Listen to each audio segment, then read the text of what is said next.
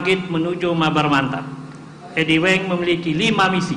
Yang pertama, membangun Kabupaten Manggarai Barat sebagai pintu gerbang pariwisata nasional dan sebagai penggerak utama perekonomian daerah.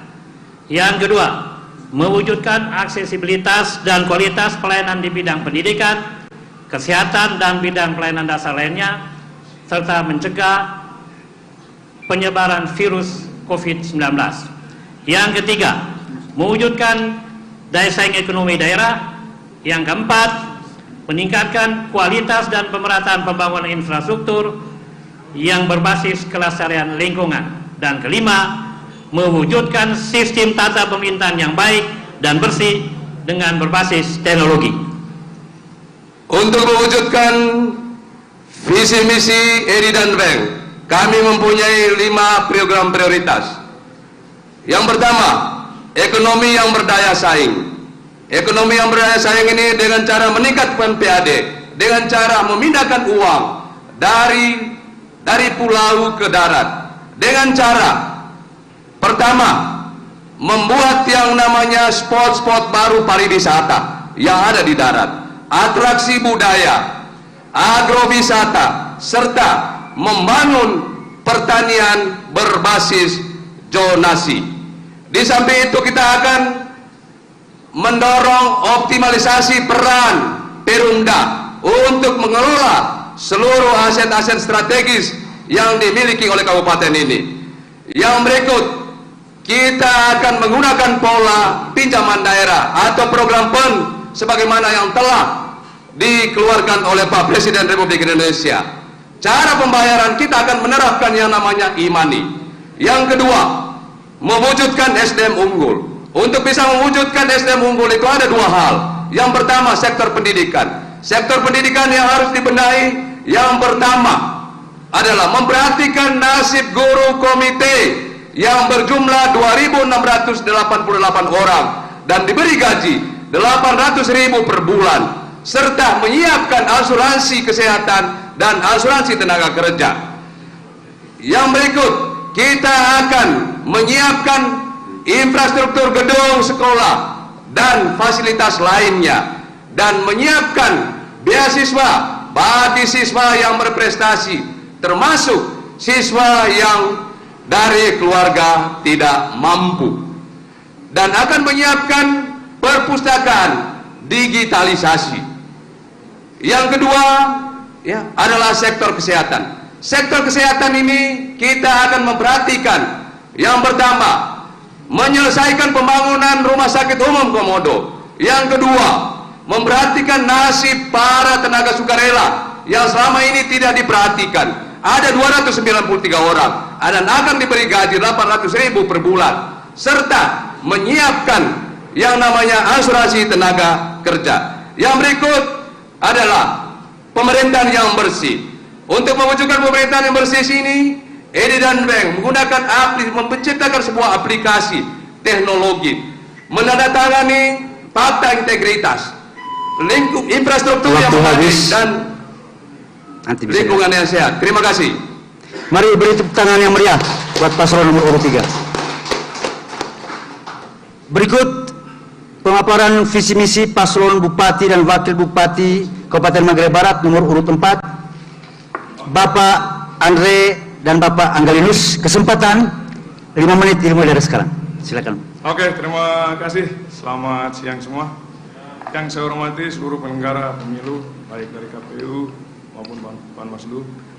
Yang saya hormati teman-teman pasangan calon dan seluruh tim kerja, semua paket, teman-teman media, singkatnya sidang demokrasi yang saya kasih dan saya cintai.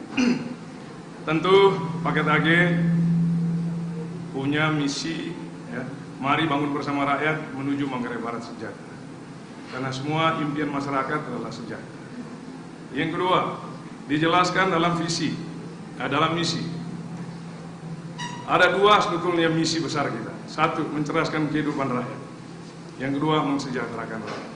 Baru diimplementasikan dalam 10 program kerja, di mana dalam 10 program kerja ini juga mencakup 3 komponen yang bangun semua daerah terbangsa, pemerintah, dunia usaha maupun rakyat. Tentu pada poin pertama kita bicara reformasi birokrasi dalam rangka mewujudkan pemerintahan yang baik dan bersih. Paket AG konsisten memperbaiki tunjangan penghasilan, bukan gaji, perbaikan tunjangan penghasilan dalam rangka etos kerja pemerintahnya baik. Yang kedua, juga di situ kita perbaikan penghasilan aparat desa, dari kepala desa sampai seluruh perangkat otonomi desa. Juga kita naikkan anggaran dana desa yang sekarang mungkin hanya 7-8%, kita naikkan 12,5 sampai 15%. Tujuannya agar desa bisa mandiri, bisa kerja dengan sendiri. Dengan peraturan bupati, setiap desa dari 169 desa bisa aspal jalan desa senilai 169 kilo per tahun. Berarti kalau 5 tahun kurang lebih 900 kilo. Kalau tambah dengan aspirasi dewan, 30 saja dewan kali 3 sudah 300. Ini real ya, pada poin kita, poin pertama. Yang kedua, penataan kota Labuan Bajo menuju kota internasional. Tentu ini nanti menjadi smart city ya. Dan kita berterima kasih kepada pemerintah pusat atas perhatiannya. Labuan Bajo pasti 3 tahun yang akan datang terwujud kota internasional. Yang ketiga, penguatan infrastruktur dasar. Kalau ini standar ya, ada musrenbang, ada keputusan dewan, itu udah normatif. Yang keempat, pembangunan rumah adat dan rumah-rumah ibadah secara bertahap dari APBD. Ini kita lakukan menghindar ya, kejadian-kejadian pemerintahan sebelum. Nunggu pemilu baru rakyat disumbang, sumbang sing, sumbang beras, dan seterusnya. Kita harus melalui suatu program konkret bahwa rakyat adalah tujuan utama demokrasi. Maka dari rakyat, oleh rakyat, untuk rakyat. Yang kelima, penguatan sektor pertanian, perikanan, pariwisata, UMKM. Ini juga jadi catatan. Salam kepada saudara-saudara saya, seluruh masyarakat Manggarai Barat.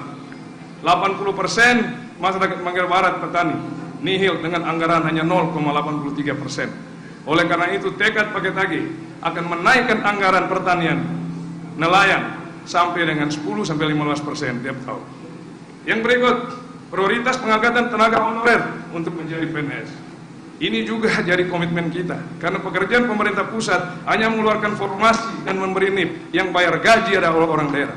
Dengan adanya keputusan pemerintah, pengangkatan P3KD, ini juga salah satu solusi untuk teman-teman yang honorer. Yang berikut, bebas biaya BPHTB, termasuk ya, sertifikat tanah masyarakat miskin, karena ini juga salah satu nawacita Presiden. Juga bebas seluruh perizinan, guna menunjang Labuan Bajo menjadi Bali baru. Oleh karena itu, komitmen paket AG ini menjadi komitmen yang serius. Bagaimana pendapatan daerah bisa bertambah kalau perizinan dipersulit.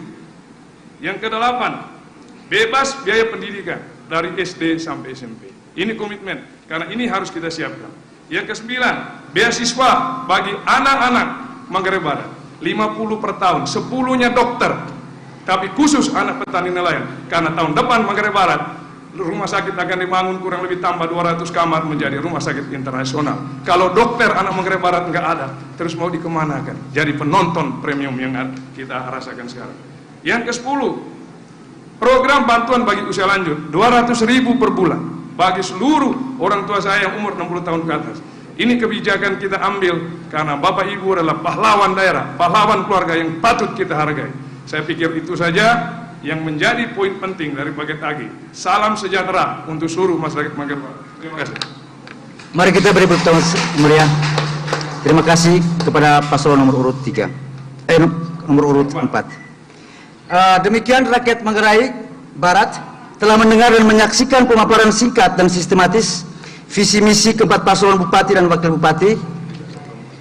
Pemaparan keempat paslon sangat penting untuk mengantar kita ke pendalaman visi misi di segmen kedua setelah jeda iklan berikut ini. Halo teman pemilih. Tahu nggak sih, ada 12 hal baru saat kamu mencoblos di TPS. Apa aja sih? Yuk cari tahu. Pertama, pemilih yang datang ke TPS wajib pakai masker. Kedua, jangan lupa jaga jarak ya.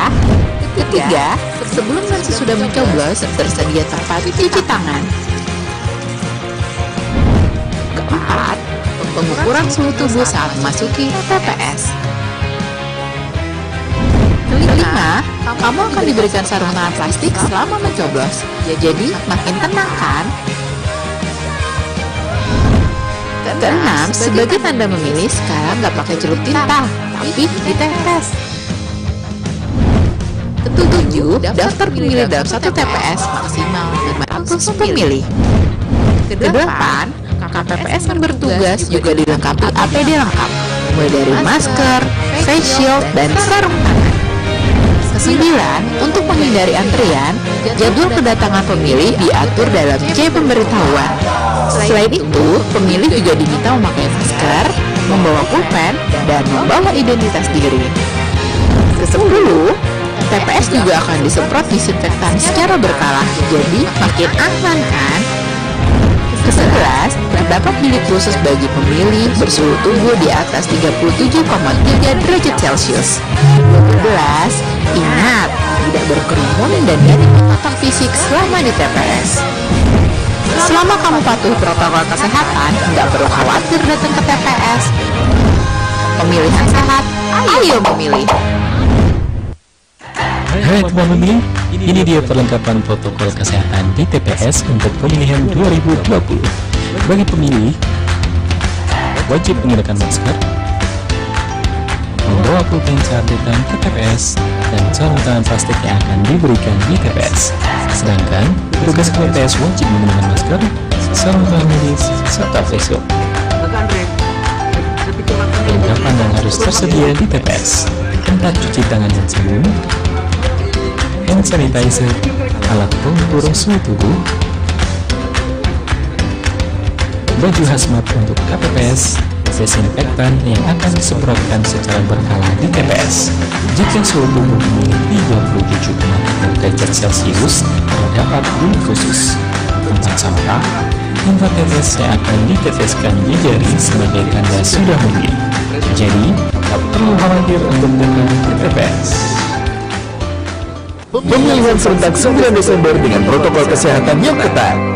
Bawa KTP, alat tulis, dan masker. Dilarang membawa anak-anak. Datang sesuai jadwal yang tertera pada C pemberitahuan. Cuci tangan 20 detik, cek suhu tubuh, isi formulir kehadiran, dan gunakan sarung tangan. Tunggu giliran untuk mendapatkan surat suara. Setelah selesai menggunakan hak suara, buang sarung tangan, kemudian petugas meneteskan tinta ke jari tangan. Terakhir, cuci tangan lagi sebelum pulang ke rumah.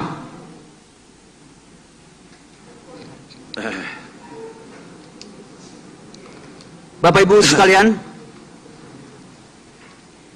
kita memasuki segmen kedua,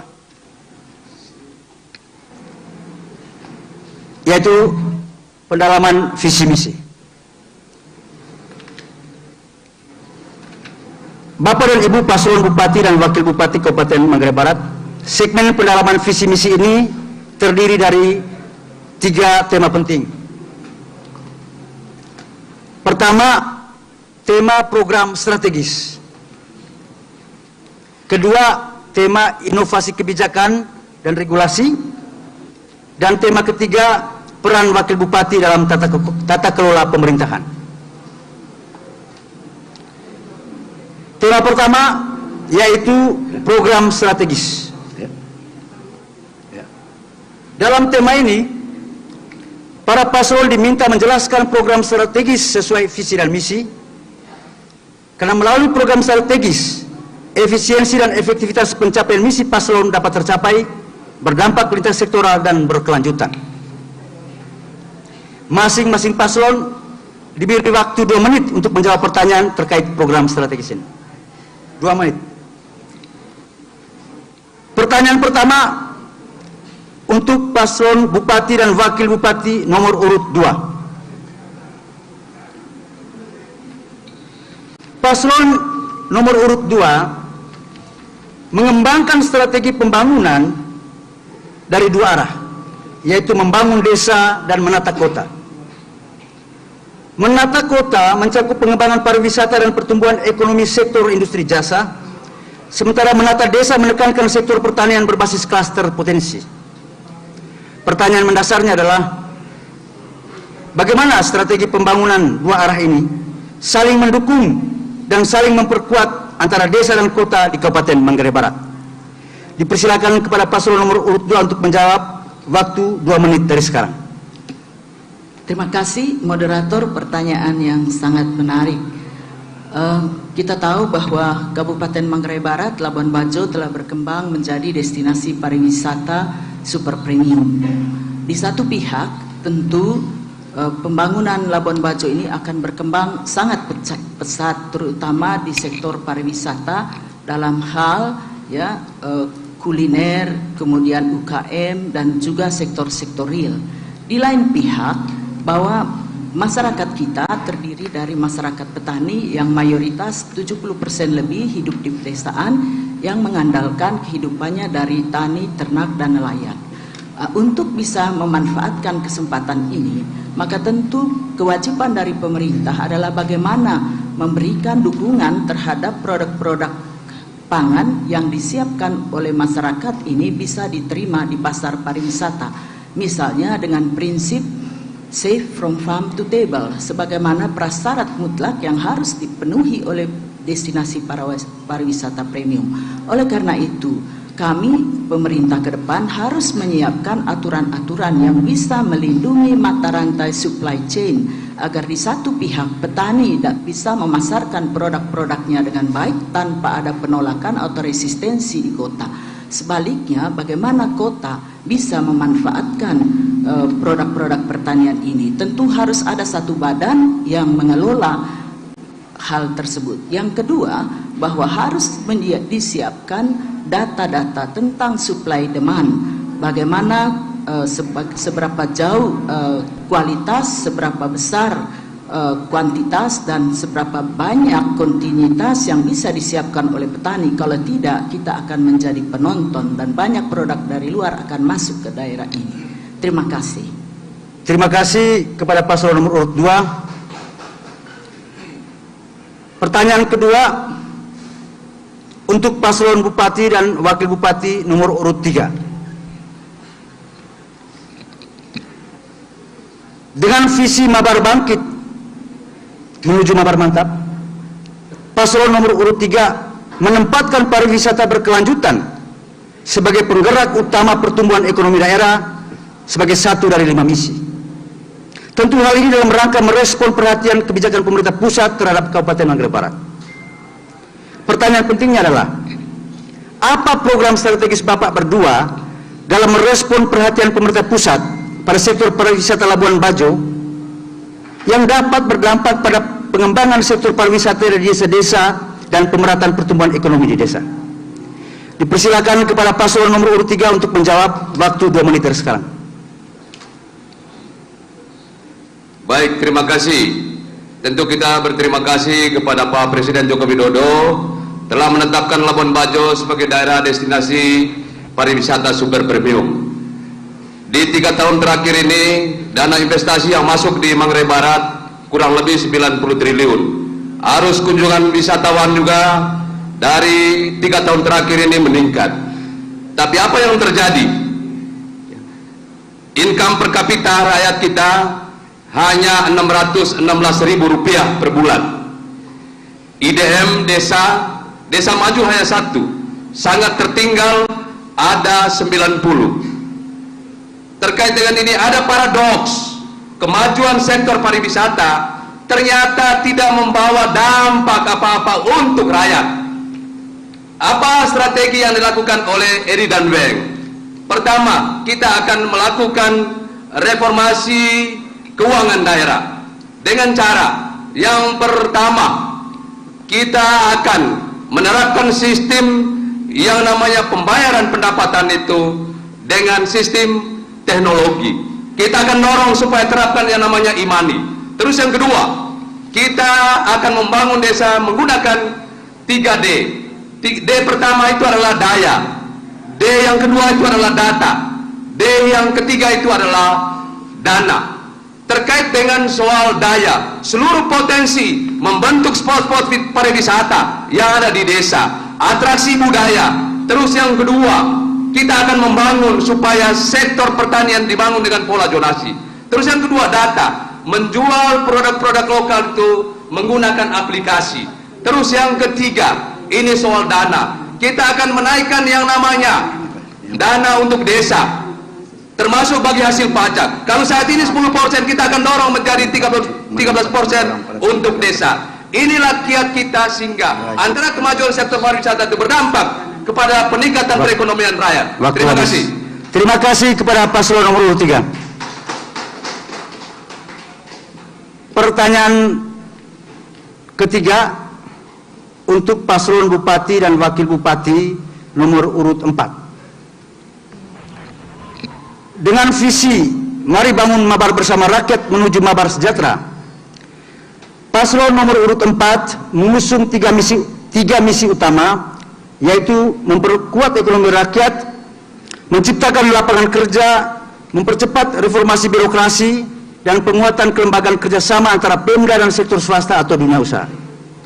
Pertanyaannya, apa kebijakan atau program strategis Bapak berdua terkait reformasi birokrasi yang dapat mempengaruhi pertumbuhan ekonomi di desa dan di kota, penciptaan lapangan kerja dan penguatan kerjasama antara Pemda dan sektor swasta? Dipersilakan kepada paslon nomor urut 4 untuk menjawab.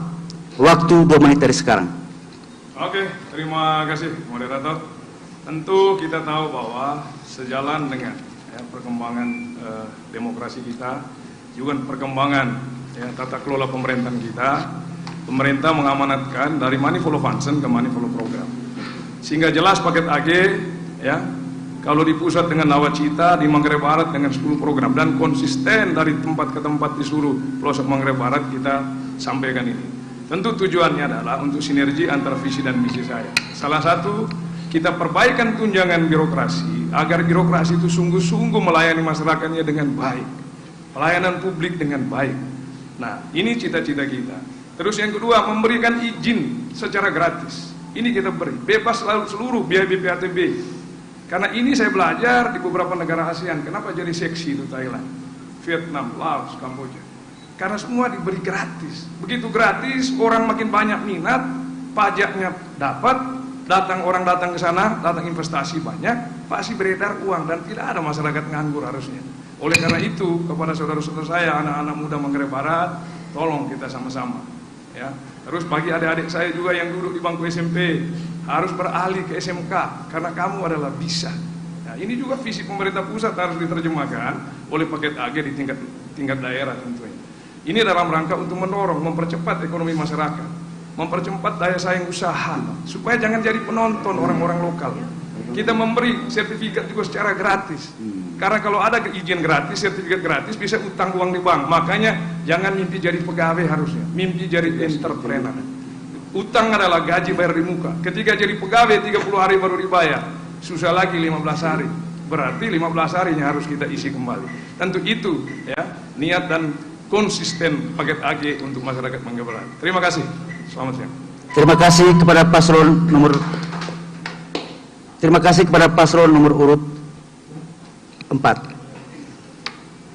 Dengan demikian telah berakhir tema 1 dalam segmen 2. Bapak Ibu sekalian, mari kita beri tepuk tangan yang meriah kepada keempat paslon kita. Satu lagi. Paslon 1. Oh, mohon maaf. Ada catatan yang keliru di sini. Sengaja. Mohon maaf. Bapak Ferdi dan Ibu Rizky, mohon maaf. Iya. Panas lamun baju ini.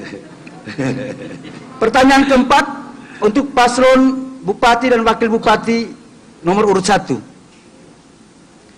Dengan visi Manggarai Barat yang makmur, paslon nomor urut 1 menerjemahkan visi tersebut ke dalam 6 misi utama, 54 bidang urusan, 303 program. Dari ke-6 misi tersebut, Bapak dan Ibu paslon menyebutkan revolusi Triple T dan JAL sebagai misi pertama.